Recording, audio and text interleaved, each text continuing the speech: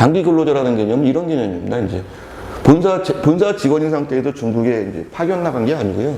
제가 한국에서 직장이 없고요. 중국에 그냥 취업하는 경우입니다. 본사 직원이 아니라 순수한 중국에서 취업한 경우. 이런 분들도 한국의 국민연금이나 실업보험에 가입이 됐다라면 중국에서는 면제시켜주겠다는 얘기죠. 근데 이런 분들은 한국에서는 고용보험에 가입되실 수가 없기 때문에, 물론 자발적으로 가입하실 수는 있는데 원칙적으로 안 되시기 때문에 고용보험은 면제 대상은 아니시고 국민연금이죠. 국민연금 중에서 지역연금, 한국 지역연금에 가입하시면 본사 직원이 아니시니까 현지 채용자분들은 마찬가지로 면제시켜 준다라는 내용입니다. 5년, 원칙적으로 5년이고요. 5년이 넘어가면 다시 협의해서 하도록 되어 있고요. 그 다음에 자영자 및 투자자 부분은 논란의 여지가 좀 있는 게, 이 규정은 말씀드리면 한국인은 중국에 가서 개인 사업을 못 합니다. 중국의 법 때문에. 중국에 사업 활동하시는 법인을 설립하셔야 되기 때문에 한국 입장에서 보면 자영자는 존재하지 않습니다. 중국에 가서. 근데 중국 분들은 한국에 오셔서 개인 사업자를 하실 수가 있습니다. 자영자라는 개념은 그런 개념이고요. 자영자 부분은 쉽게 보시면 개인 사업자인데 어떻게 보면 중국 분한테 적용될 수 있는 내용입니다. 법 때문에. 자영자 그리고 투자자는 이제 한국에서 중국에 법인 설립하려고 투자하신 분들, 이런 분들을 대상으로 해서 마찬가지로 한국에 가입되어 있을 경우 중국에 면제시켜준다. 그런 내용입니다.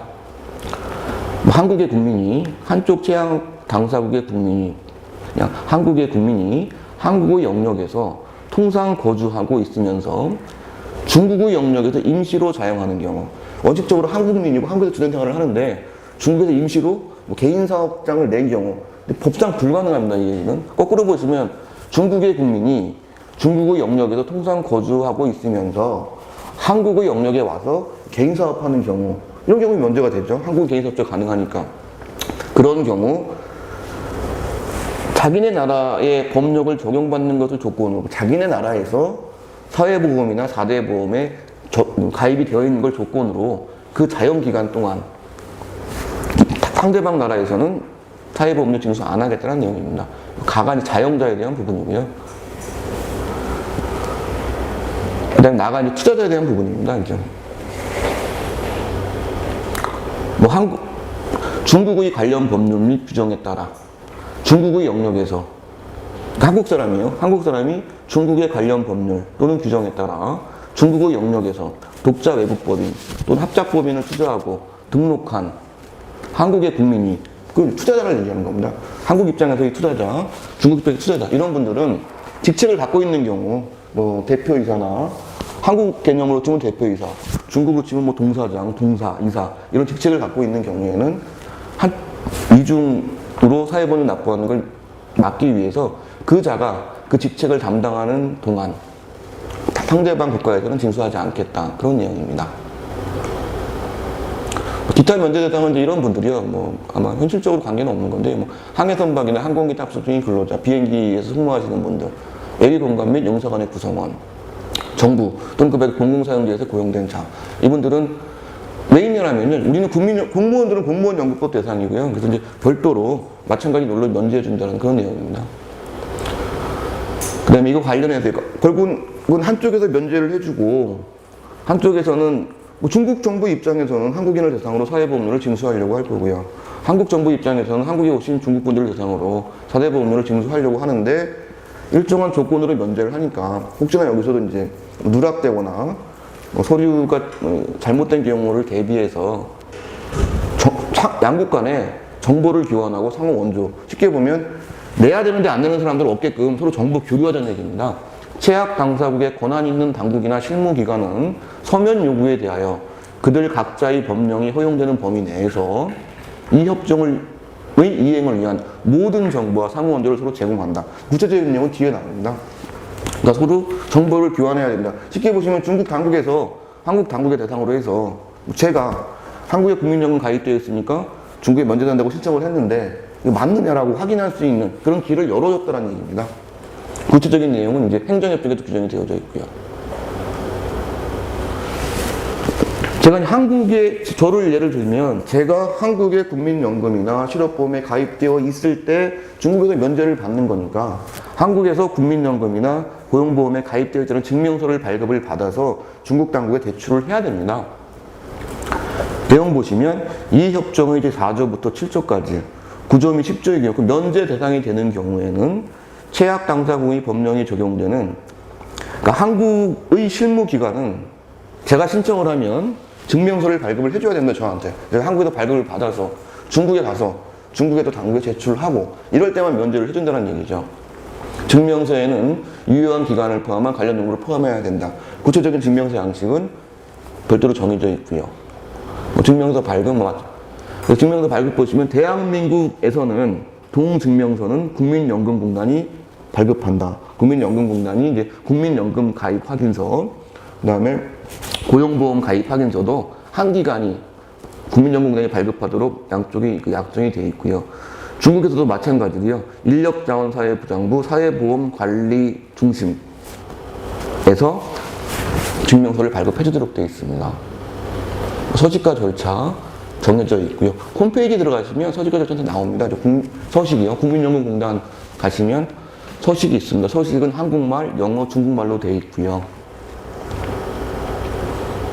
면제 기간 부분입니다. 이제 보시면 첫 번째는 60개월, 그 다음 60개월 지나가면 120개월까지, 120개월 연장이 또 가능하고요.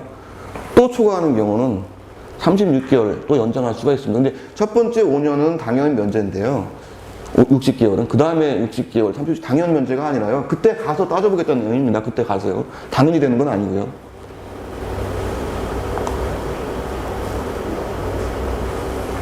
조약의 효력 발생일입니다. 면제 기간. 이제 원래도 있었습니다. 한중사회보험협정 요것이 2013년에 체결이 되어져 있었는데요. 1990년대 중반에 체결된 또 한중사회보험협정이라는 게 있었습니다. 그걸 다시 개정을 했기 때문에 요 협정의 시행 시기, 그런 내용들이 규정되어 있는 겁니다. 신청 절차, 최초 면제 신청 절차, 60개월 처음에 그 신청 절차 가나다 쪽 정리를 해드렸고요. 천천히 쭉 보시면 되실 겁니다. 쭉 나오고요. 그 다음에 60개월이 지나서 더 연장하실 때 절차 정리되어 있고요. 마찬가지 내용 정리되어 있습니다.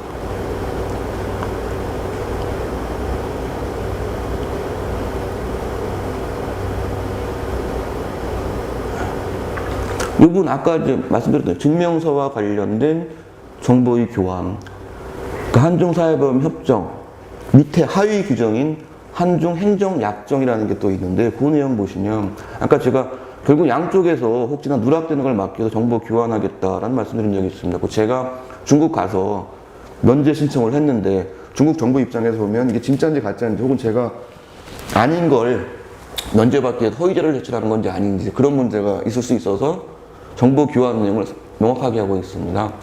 최악 당사국 국민을 위한 면제 절차를 원활하게 하기 위하여 이 약정에 따라 발급한 증명서와 관련된 정보 별점 3에 자세히 나와 있습니다. 는 증명서가 발급된 달의 다음 달에 문서 및 전자적 형태로 실무기관 간에 교환됩니다. 그 한국에서는 증명서 발급 리스트를 중국에 주고요.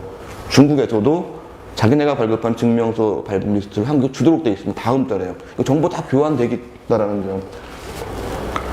증명서 유효기간 내에 증명서에 기재된 정보에 어떠한 변동이 생기는 경우 사용자 또는 사업장 주소의 변경, 조기기구 그때그때 통보하도록 되어 있습니다. 네.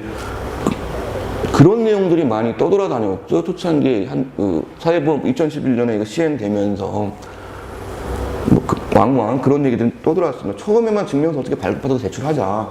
그럼 5년 면제받는 거 아니냐 이런 얘기들이 많이 있었는데 원칙적으로 그게 안 된다는 겁니다.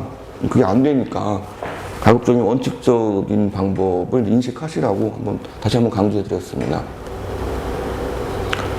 이 부분은 이제 아까 북경 보셨으니까 이제 샘플로 북경과 다른 지역 산시성 같은 경우 그 사회보험 요율 같은 거를 제시를 해드리고 있습니다. 산시성 시안의 사회보험 요율은 2014년 기준으로 그 레이트가 북경하고 좀 다르죠? 여기는 합해서 41.5%. 회사 개인 부담이 좀 다릅니다. 보여드리는 이유는 중국은 지역마다 다르다는 겁니다. 지역마다. 그런 용도로 이제 보여드리고 있고요. 납부 기수도 당연히. 대한민국 똑같죠? 4대 보험 내는 요율. 납부 다 똑같은데 중국은 땅이 넓기 때문에 이렇게 동네마다, 지역마다 달라서 다르다는 점 보여드리고 거고요.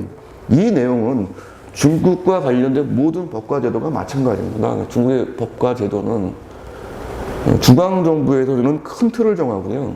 각 지역마다 자기네 실정에 맞게끔 다시 정할 수가 있기 때문에 지역에 대한 정보를 정확하게 파악하시고 사업 활동을 하시는데 참고하셔야 되신다는 의미로 보여드리고 있습니다. 사회보험 등기 절차입니다. 사회보험 가입 절차라고 보시면 됩니다. 가입 절차. 산지성의 등기 절차는 이렇다는 얘기입니다. 다른 지역은 또 다소간의 차이가 있습니다. 큰 틀은 물론 같은데요. 뭐 기간이라거나 뭐 업무 수립 시간 이런 것들은 지역마다 다 다릅니다. 그 사회보험 가입 절차 쭉 보셨고 쭉 정리해 드렸고요. 산지성 시안 지역의 주방 공적금 중앙법규가 있고 제가 중국은 지역마다 동네마다 다르다는 내용을 계속 말씀드렸는데 그런 걸 보여드리기 위해서 산지성 시안의 주방 공적금 관련된 산지성의 지방성 법규. 지방성 법규는 서두에 말씀드렸죠. 한국으로 치면 조례. 중국의 지방의회, 지방인민대표자대회에서 제정한 법령입니다. 산지성 시안은 지방성 법규로 주방 공적금 관련해서 산지성 주방 공적금 업무 지인, 산지성 주방 성향 건설청. 이거는 지방정부 규정이죠. 산지성 인민대표대회가 아니라 산지성 주방성향건설청이니까요. 그러니까 지방정부 그냥 한국으로 좀 규칙에 해당하는 겁니다. 여기서 정해져 있고요. 요율 이렇게 해서 법정 요율의 범위 내에서 각 지역 주방공적금관리위원회에서 해당 지역의 상황에 따라 요율을 결정하고 최종 성인민정부에서 비준. 아까 보셨던 주방공적금의 법정 요율은 행정법규에서 5% 내지 12%입니다. 이것을 다시 또 산지성에 가면 산지성에서는 법으로 정해놓은 거 바꾸면 안 되니까요. 5% 11% 범위 내에서 다시 산지성 안에서도 또 각 지역별로 관리위원회에서 요율을 또 다시 정해라 하고 성인민정부의 비준만 받아라. 지역마다 다 다르게 됩니다. 납부 기수 보여드렸고요.